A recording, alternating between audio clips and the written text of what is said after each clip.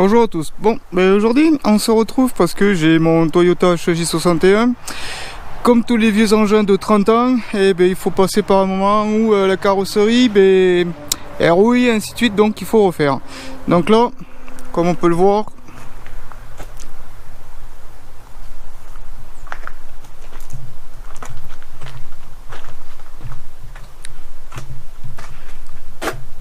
toute la face avant a été totalement démontée. Donc ici les deux ailes plus les passages machin, bon bref voilà. Comme on peut le voir, ici sur l'avant, là, il y a un petit peu de rouille. Bon, il n'y a rien de bien extraordinaire, hein. Le châssis, il n'y a rien de rien ce châssis.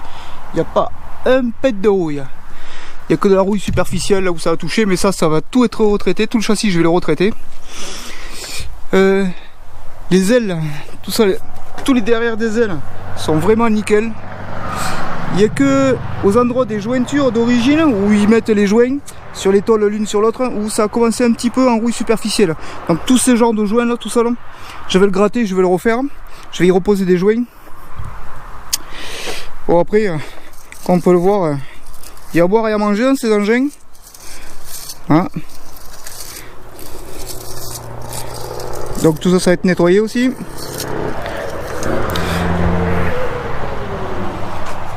Après, là où j'ai le plus gros du travail, c'est sur les ailes arrière. Alors là, il y a quand même un petit peu de boulot.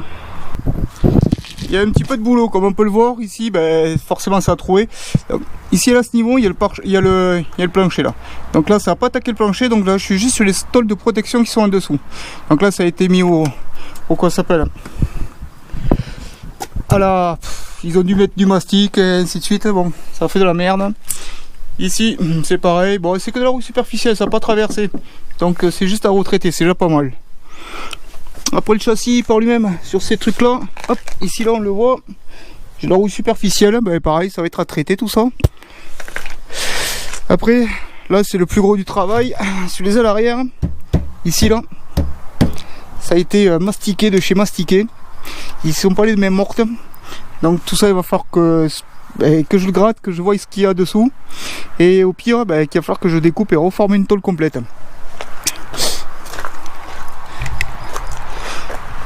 L'autre côté c'est pareil, mais en fait l'autre côté il est pas attaqué.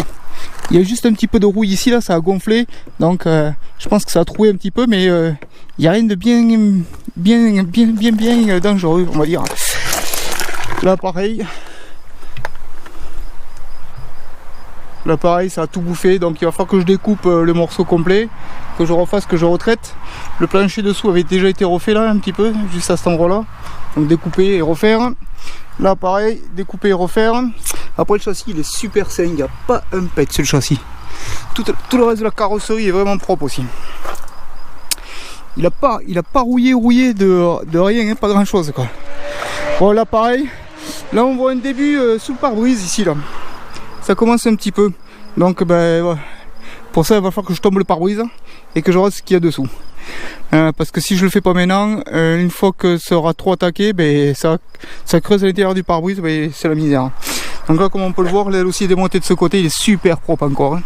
Il va être tout repeint en couleur noire type Upol Raptor là. Ce qui va me permettre déjà de pouvoir reprendre la carrosserie complètement propre et de continuer à le garder. Bon, c'est quand même un engin qui a 30 ans, qui est toujours là, ça tourne super bien, il y a à dire 300 000 km. C'est extraordinaire comme engin. Il y aura des vidéos au fur et à mesure sur l'avancée de comment peindre, comment un petit peu traiter la rouille, comment récupérer certaines choses. Bon voilà, donc il va y avoir une grosse restauration là-dessus. Bon, bien entendu je vais faire aussi tout le dessous, mais d'abord je vais faire la partie carrosserie qui est beaucoup plus simple à faire.